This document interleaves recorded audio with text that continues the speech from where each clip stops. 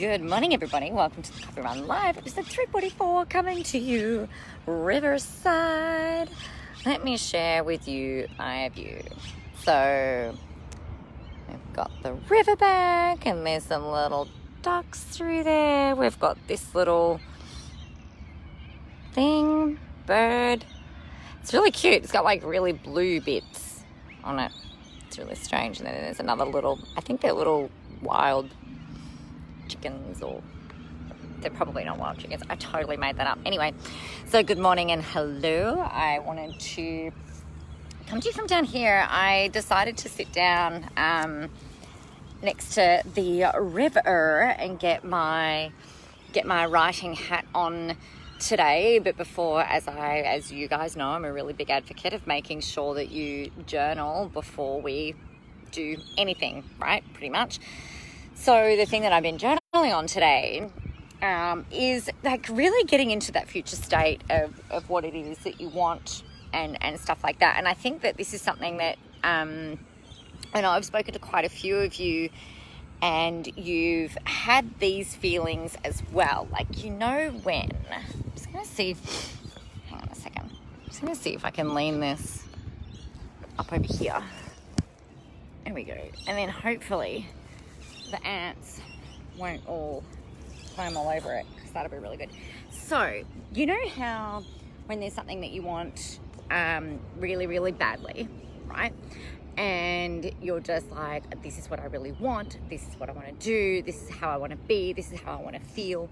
But it's almost more of a kind of like a driving force. Like, it's like a friend of mine describes it like will, right? So you've got your third eye or your ajna in here, and that can really project what out it is that we want. And it's a little bit more of a you've got a really intense will. It's a bit more of a, oh my god, there's an ant crawling all over my phone.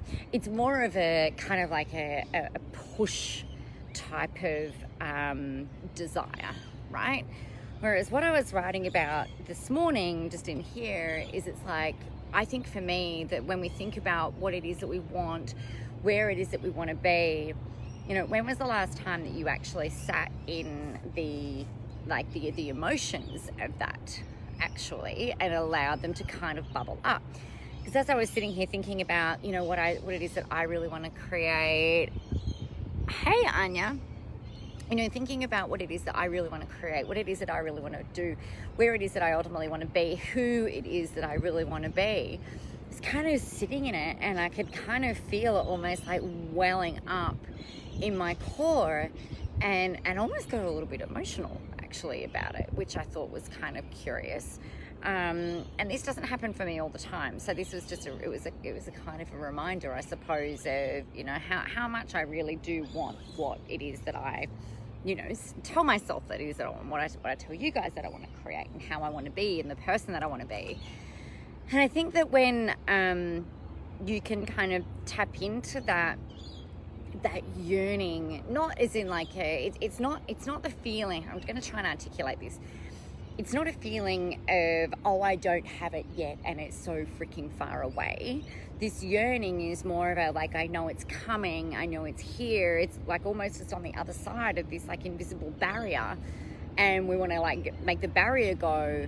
And I really think that for you to be able to work out what it is that you really want, and the clue here, or one of the clues to you actually knowing what it is that you want, is that feeling of just like, you know what, that's exactly it. So I think that's a really big part when you're journaling, when you're visioneering, when you're trying to work out how to get there. You've got to get into that emotional state first and foremost, and allow yourself to go there, allow yourself to feel all the feelings, allow yourself to like nut it all out, and then go, okay, well, how do we reverse engineer all of this now to make it actually come to life, right? But then the other part about it that I was thinking as I was writing all of this as well is like, well, how often do we not do something about what it is that we want? Now, think about when you're a kid and you were pretending, you were making up games, you were play acting, you were doing whatever it was. It might have been on stage, it might have been at home, it might have been in your cubby house. could have been wherever, and you were like fully immersed in it. You're right, like you can see the colors, you can feel it. It's like you really get yourself into that state of feeling like it's real, like this imaginary play. For your where it is that you want to go, you want to get into that state as well, right? So you want to feel it, you want to be in it, and inside your head is like, yes, this is where I'm going to be, this is what I want to create. And then the next thing is like, okay, so what's the next required action that I can take to make this happen? And that's really where most people fall over. Well, not fall apart. I was going to say fall apart. That's not what I meant. But that's where most people fall over, is that they get into this kind of like dream state, this place where it's like, yes, I've got it. I can see it. I can feel it. I can taste it. I can smell it. It's got texture.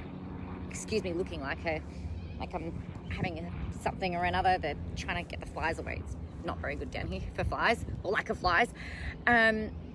The thing that most people do is that they get really excited about what they want to create, but then they don't go and then take the action to make it actually come to life, right? So when you're a child and you really wanted something, you would go and do the thing that you needed to do in order to get the thing that you wanted, right? If you wanted ice cream, you'd go and ask your parents. If you wanted to go on a play date, you'd go and ask your parents. If you wanted to do something, you don't just sit there and go, oh, like, what if they say no? What if it doesn't work? What if the other person can't come? It's like we don't get caught up in the what ifs. We just kind of rip off the Band-Aid and go take that action. So there's this whole thing when I think with adults, and when it comes to putting ourselves out there and marketing ourselves and creating our own stuff and really like doing all the things that we really want to do, we get caught up in the fear of it not being good enough, it not being responded to, people not liking it, people not buying it, it fucking failing, like this, that, and the other.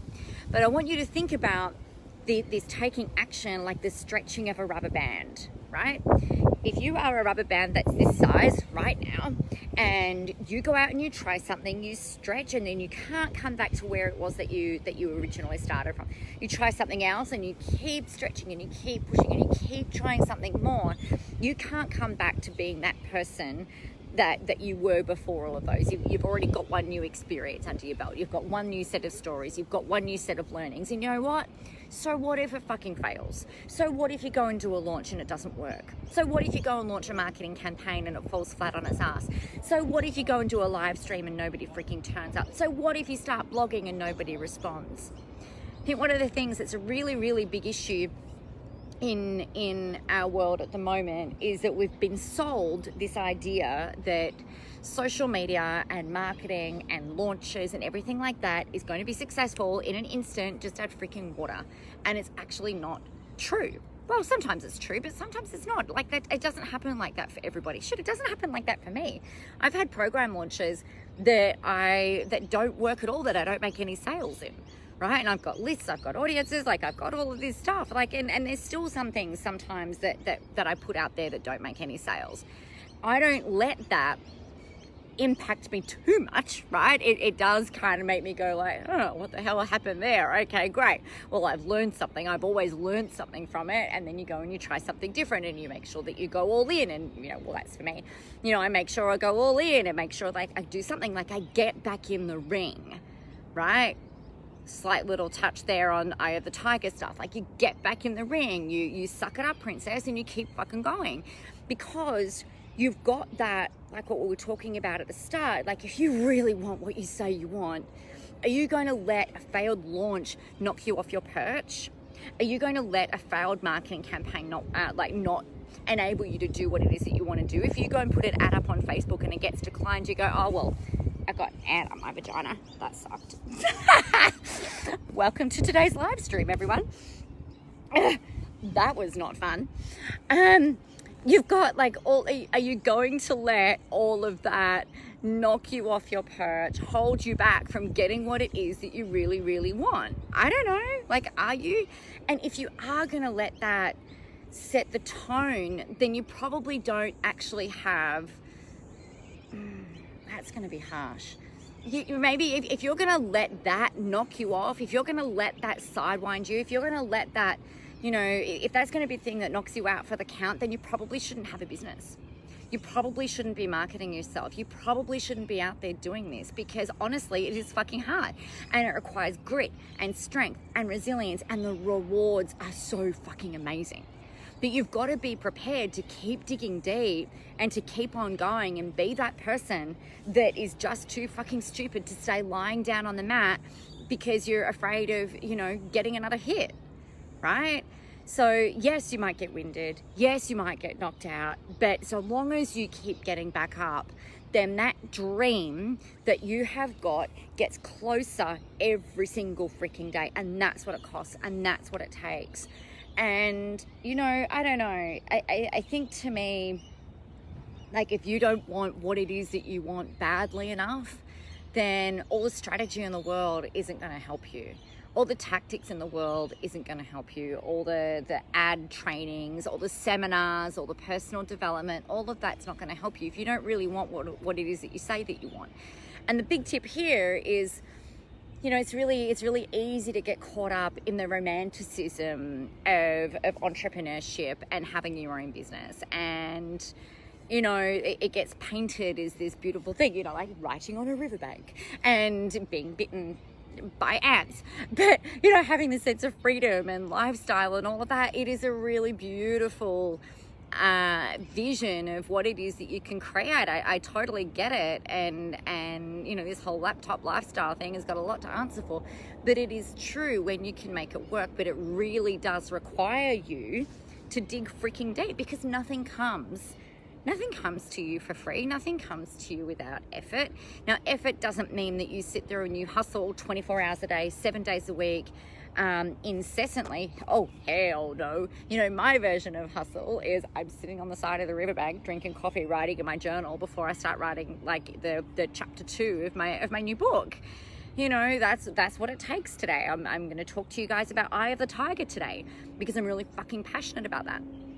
And I suppose the thing here is that if you don't feel that emotional connection, like here, to what you want, and if you can't you've got to allow yourself to, you know, want it so badly that you would almost do anything to make it work, really, honestly, without selling your children or your soul. Although sometimes I might sell my children. No, I'm just kidding.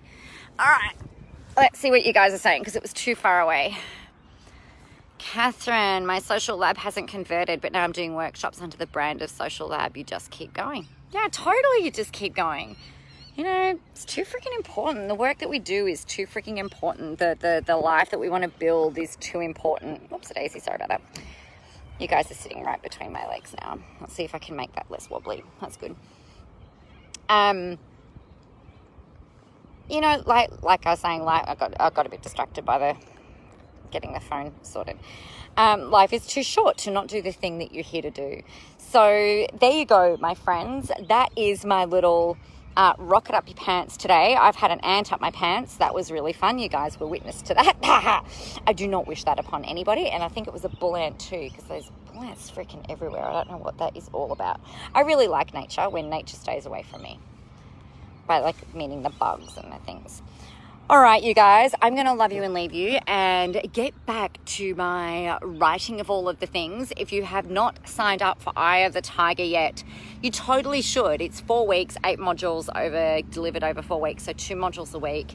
And we're just getting, you know, getting that rocket up your ass pretty much to get you in the ring, to get you firing, to get you really working it, amping it up, finding you've got all the strategies in there, there's all the tactics in there. And the very first thing actually that we do is what I call dream engineering, where we get you really aligned so that you can get super emotional about what it is that you want, so that you can get into that state of like, okay, yes, I'm ready to move forward. I'm ready to do what it is that I need to do.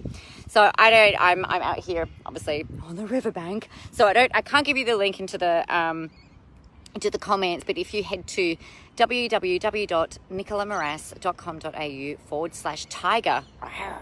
Did you know I actually have a tiger tattoo? There you go. It's funny how things kind of come around, isn't it? Really? Have an amazing day, everybody. I hope to see you in Eye of the Tiger, where we're doing all of the things. But meanwhile, you've heard the things that you need to do. So get out there, go help some people be freaking amazing doing it. And remember, the world is ready for your brand of awesomeness. I'll chat with you guys tomorrow.